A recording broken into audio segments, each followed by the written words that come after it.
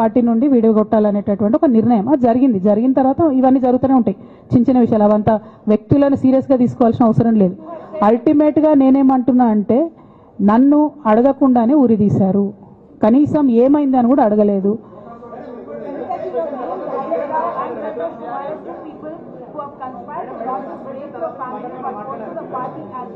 But this is also being portrayed as a succession battle that your father actually chose your brother as a political heir and that you want a space in the political party as a leader, and that's the reason why you started making this kind of reverse.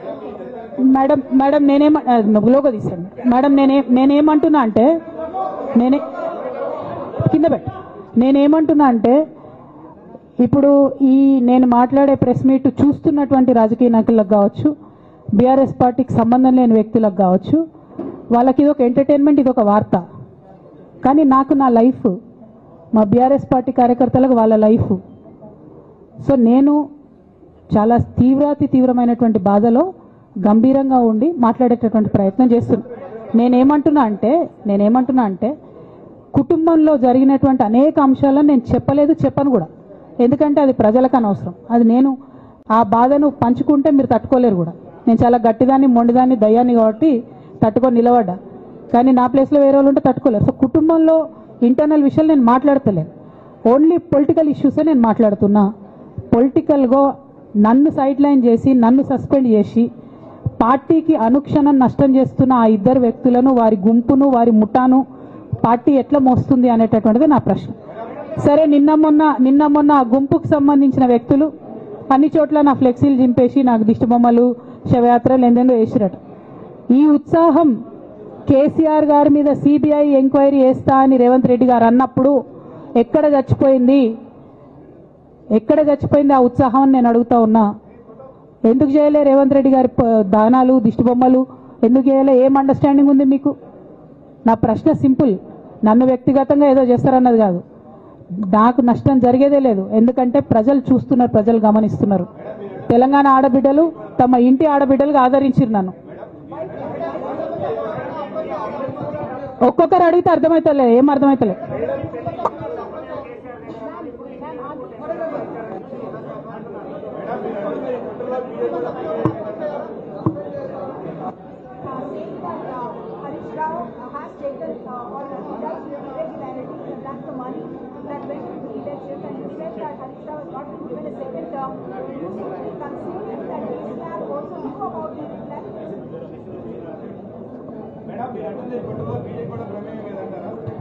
నేనేమంటున్నా brother, కుట్రలో ఎవరి ప్రమేయం ఉందన్నది నాకు తెలియదు.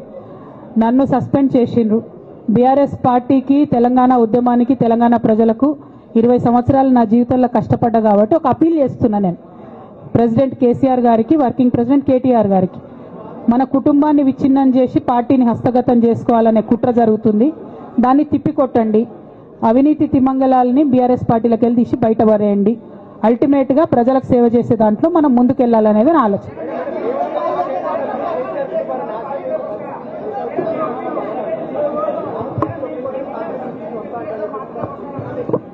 ఇక్కడ ఇంకో మాట చెప్పాలి బ్రదర్, నేను నిన్నటి నుంచి పేపర్లలో నేను ఈ పార్టీలో ఏరుతున్నా, ఆ పార్టీలో ఏరుతున్నా అని వచ్చింది. నేను ఏ పార్టీలో కూడా చేరను, నాకు ఏ పార్టీతో అవసరం లేదు.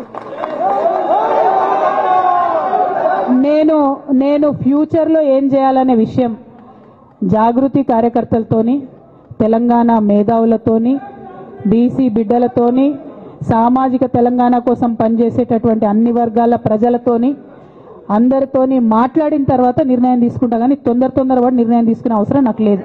1, 2 ఏదో నిర్ణయం తీసుకోవాలనేటటువంటి విషయంతో నేను పనిచేయడం లేదు. జరిగినటువంటి పరిణామాలను ఒక్కొక్కటిగా ఎదుర్కొంటూ వస్తున్నాను. నిన్న జరిగినటువంటి పరిణామం చాలా కీలకమైనది, నా జీవితంలో అత్యంత ముఖ్యమైనటువంటి పరిణామం.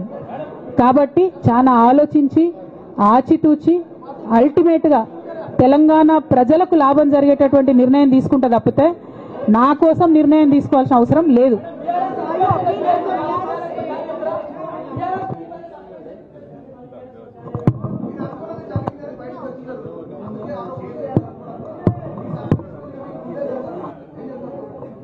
నాకెట్లా తెలుస్తుంది సస్పెన్షన్ గురించి? నాకైతే రేవంత్ రెడ్డికి ఉన్నట్టు ఆడ దూతలు లేరు, అక్కడ సార్ సగం ఇడ్లీ తింటే బయటకు చెప్పేటటువంటి సిస్టమ్ నా దగ్గర లేదు. సో అక్కడ ఏం జరిగిందో నాకు తెలియదు, ఎవరు నా గురించి ఏం చెప్పారో నాకు తెలియదు. Ma'am, it is but natural. అమ్మతోని మాట్లాడకుండా ఎవరైనా ఉంటారా? First of all. Second of all, ఈ మొత్తం పరిణామంలో కూడా మా మదర్కి దూరంగా ఉండాల్సి రావడమే బాధాకరం. ఇంతకు మించి బాధ ఇంకోటి లేదు.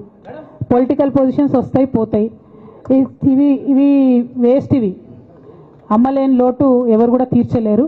ఆ ఒక్క బాధ తప్ప ఇంకేం లేదు. ఇది మాత్రం నా ఇంటిగ్రిటీ నిరూపించుకోవడం కోసం నేను రాజీనామాలు చేస్తున్నా. నాకు పార్టీ వల్లనే ఎమ్మెల్సీ వచ్చింది, దానికి రాజీనామా చేస్తున్నా. నేను పార్టీకి నష్టం చేసినాను అని చెప్పి పార్టీ నాయకులు మా నాన్నగారు భావిస్తున్నారు కాబట్టి పార్టీ కూడా రిజైన్ చేస్తున్నా.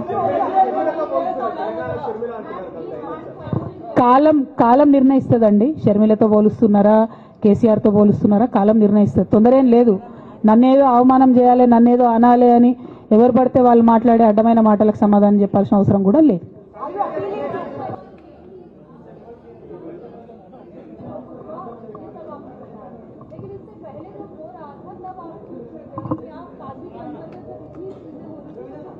మేడం, అంతకుముందు జరిగినటువంటి ప్రతి ఒక్క విషయం కూడా నేను ఇంటర్నల్గా చెప్తూనే వస్తున్నా.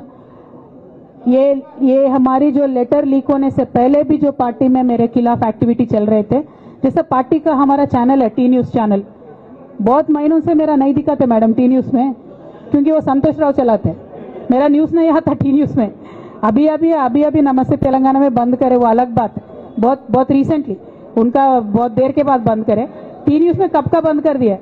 ये सारे चीजें भी मैं बताई पार्टी में, लेकिन जब तक मेरा लेटर पब्लिक नहीं हुआ तब तक मैंने पब्लिकली अपने कभी भी दिक्कत मैंने किसी को नहीं बताया. जब लेटर उन्होंने खुद पब्लिक किया तो मुझे मजबूर होकर आज बात करना पड़ रहा है. ఏమో ఒక్క నిమిషం మా నిజామాబాద్ బిడ్డ ఏదో అడుగుతుంది. ఒక్క నిమిషం చెప్పరా.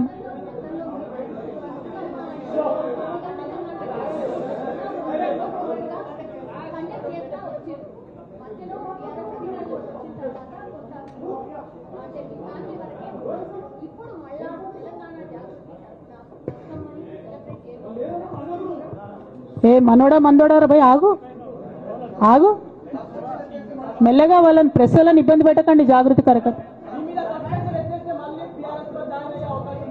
నువ్వు భలే జ్యోతిషం చెప్తావు బ్రదర్. 1 2 బతుకమ్మ ఖచ్చితంగా సెలబ్రేట్ చేయాలనుకున్నా. యాజ్ ఆన్ టుడే మాత్రం విపరీతమైన బాధ అవుతుంది. ఏం చేయబుద్ధి అయితే లేదు. 2 రోజులు అయితే బ్రేక్ తీసుకుంటా. ఆ తర్వాత ఆలోచించుకొని నా కార్యాచరణ ప్రకటిస్తాను.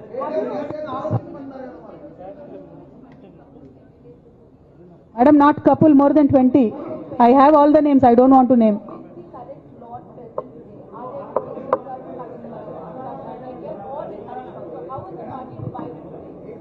I don't have that. Madam, I have a lot of information, but I don't believe it is the right time to expose all that. There is a lot many more interactions that we will have in future. If necessary, I'll certainly let that information out. Today, my simple appeal to Honorable President of our party is, as you have taken action on me without even asking me for an explanation, kindly take action on the rest of the people as well. That is my simple allegation.